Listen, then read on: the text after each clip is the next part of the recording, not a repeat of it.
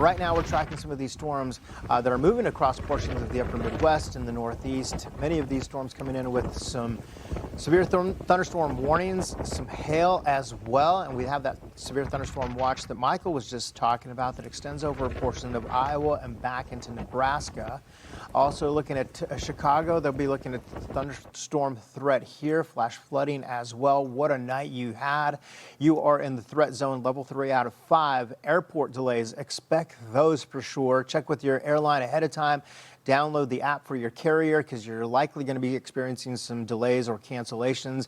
And even after yesterday, playing catch up is going to take some time, Michael, and we're doing this for Chicago yet again. More major cities today.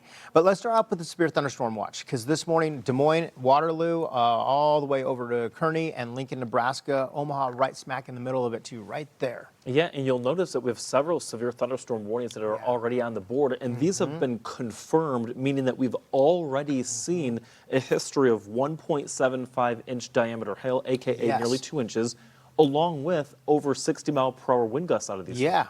This one here for Lancaster into Seward counties until 4:45 a.m. Central Time, also showing the possibility of hail 2 inches in diameter. You talk about those gusts to 60. We also now have a flash flood warning, and it does include Lincoln for a heavy rainfall that's been coming through. A lot of these paralleling are going right over Interstate 80 from Kearney all the way up into 29, closer to Omaha.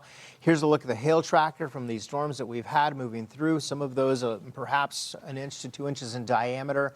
Then this is another area to watch. Take a look at Illinois. A lot of this moving into Indiana and some strong winds as you saw that little bow. You had one wave here and then a second wave, so it hasn't been much of relief for us here, even a report of tornado. We'll wait to see what comes out of these storms, Michael, but this is just one area. We don't have flash flood warnings here. We have one right here, but there's been a significant amount of rain that's fallen here. Yeah, I mean 3 to 5 inches in so many spots just west of Quincy, and not just that, but the lightning as well. Yeah. In the central time zone, it's only what, 4:30 in the morning. 4:30 a.m. Yeah. You're trying to sleep, right? It has been a loud, rough night.